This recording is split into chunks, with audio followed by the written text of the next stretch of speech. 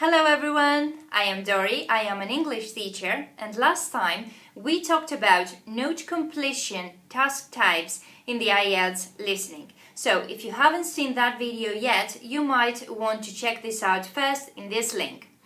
Now, today we will talk about all these tasks and exercises that are similar to note completion tasks, and if you come across one of them, the strategy is similar too. These task types similar to note completion are form completion, table completion, and sentence completion tasks. Let's now see form completion in detail. Here's a form completion task. First and foremost, check out the word limit. You can write 1 or 2 words, but in this case, no more than that unless it's a number. If you exceed the word limit, you don't get a mark, even if you have answered correctly. As you can see in question 6, customer name James Gap, we most probably expect a surname, and this is going to be spelled out for us. The same goes with question 9, in which we expect an address. In question 7, we expect a place, and in questions 8 and 10, we expect to hear numbers. As you can see, this is an easy way to predict what is missing in most gaps.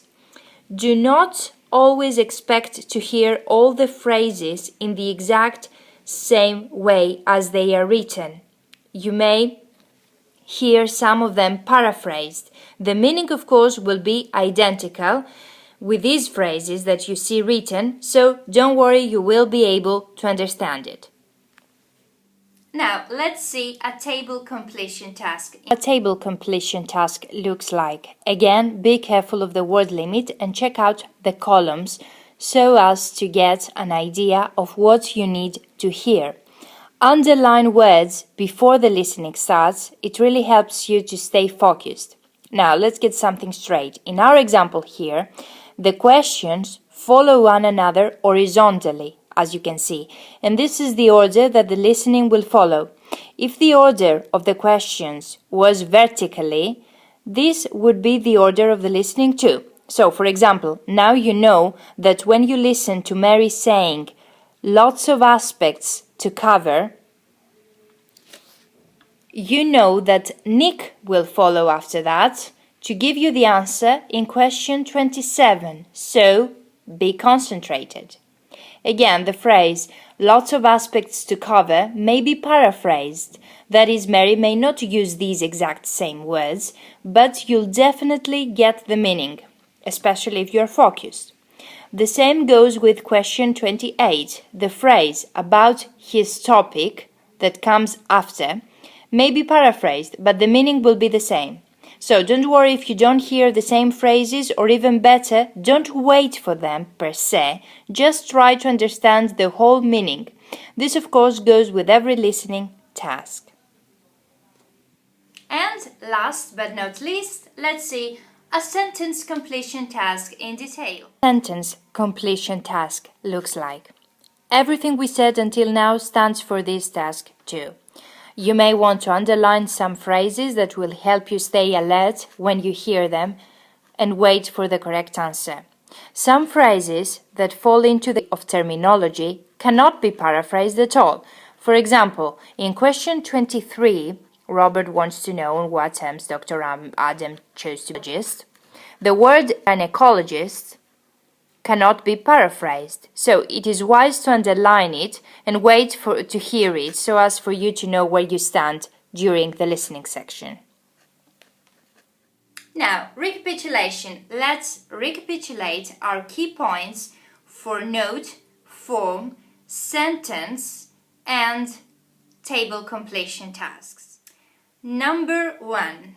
Check out the word limit first. Hyphenated words, don't forget, are taken as one word. For example, eye-catching. This is taken as one word. If they ask you to write, for example, no more than 3 words, that doesn't mean that you have to write each and every time 3 words. No, you can write either 1, 2, or 3 in each question, but no more than that. Number 2, be careful with your spelling. Names, addresses, telephone numbers, etc. are going to be spelled out for you, but that means that you have to know the alphabet really well and how each letter is pronounced. Number 3, try to predict what kind of words are missing in the gaps from the words around the gap. For example, is it a verb? Is it a number? Is it a noun? All the words around the gap will help you find more or less what is missing. Number 4, the words around the gap may not be heard in the exact same way as you see them written on paper. They may be paraphrased. However, their meaning will be the same, so you don't have to worry about that, but please be careful. Don't wait up to hear the exact same phrases, but instead the same meaning. Number 5, be careful during the recording in order to hear the specific phrases that are heard before each gap, and they're going to help you to find the correct answer. Some phrases fall into the category of terminology. They are scientific phrases, so they are not going to be paraphrased. You may want to pay attention to these words, as they are not likely to change. Number 6, underline the keywords even before the listening starts. That will really help you stay alert during the listening section, as your attention will focus on these words and you know where you stand during the listening. Well, that's it for today. I hope you found this video helpful. If you have any questions or comments, please do leave them down below. You can also like and follow my Facebook page. You can follow me on Google Plus and on Twitter. I have added all 3 links down below. In all 3 these pages, I post every day, each day, the words of the day, and I think this is a fun way to enrich your vocabulary. Thank you very much for watching. Good luck with the exam.